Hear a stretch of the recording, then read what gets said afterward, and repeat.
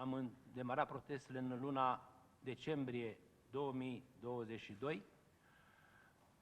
proteste care au continuat și în lunile ianuarie, februarie, martie, aprilie și ultimul mare protest în data de 10 mai, când în București au protestat 15.000 de oameni. Din păcate, Guvernul României a fost impasibil. Chiar dacă au avut discuții la nivel înalt, atât cu premierul cât și cu președintele Partidului Social Democrat, au fost doar promisiuni nepuse în practică. Am demarat un referendum, așa cum am anunțat la un moment dat, privind declanșarea grevei generale. Suntem în măsură acum să vă anunțăm rezultatele acestui referendum și, evident,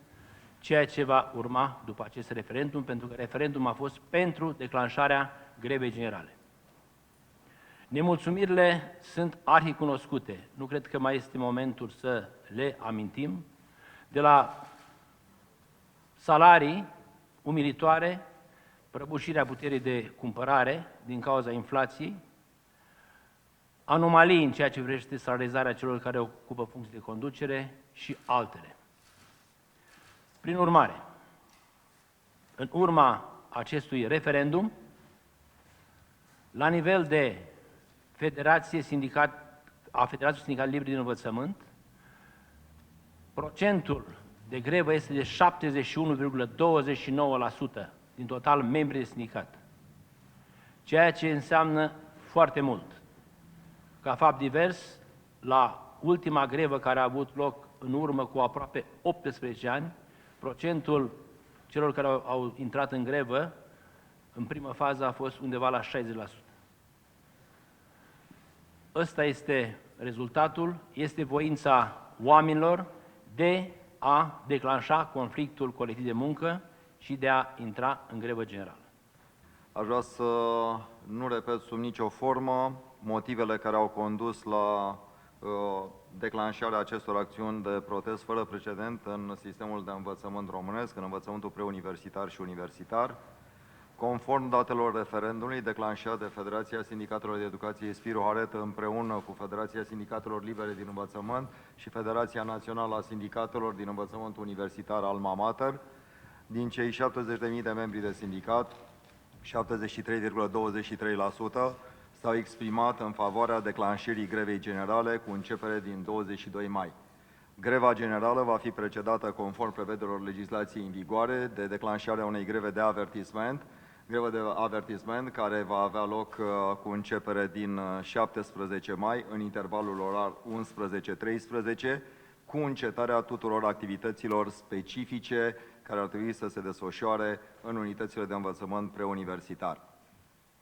Participarea masivă a colegilor noștri la marșul de protest din data de 10 mai 2023 s-a constituit într-un mesaj extraordinar de puternic pentru Guvernul și Parlamentul României, cum că nu mai putem accepta tergiversarea adoptării unor decizii care să contribuie la rezolvarea problemelor și a nemulțumirilor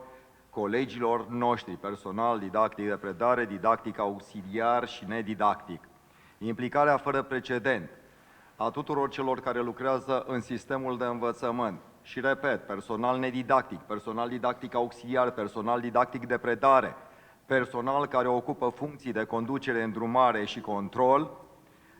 arată că au pus mai presus de funcția pe care o ocupă și mai presus de apartenența sindicală, solidaritatea și unitatea de acțiune sindicală. Lucru care creează o obligație pentru noi să nu-i dezamăgim și să facem tot ceea ce depinde de noi în calitate de reprezentanți ai colegilor noștri pentru rezolvarea și soluționarea problemelor cu care se confruntă.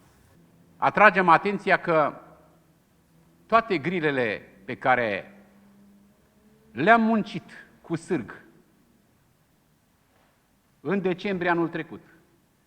și în ianuarie anul acesta, grile care astăzi sunt trecute la naftalină, probabil la Ministrul Muncii, trebuie luate în seamă. Altfel spus, am ținut seamă de ceea ce luni bune fostul ministru al Educației, Sorin Câmpeanu, după aceea și actualul ministru al Educației, doamna Ligia Deca, au spus că salariul începătorului în educație va fi egal cu salariul mediu brut, astăzi 6.789 de lei în bugetul anului în curs, acela va fi luat în seamă. Deci așteptăm ca aceste grile să fie luate în seamă și aplicate, pentru că așa au fost discuțiile.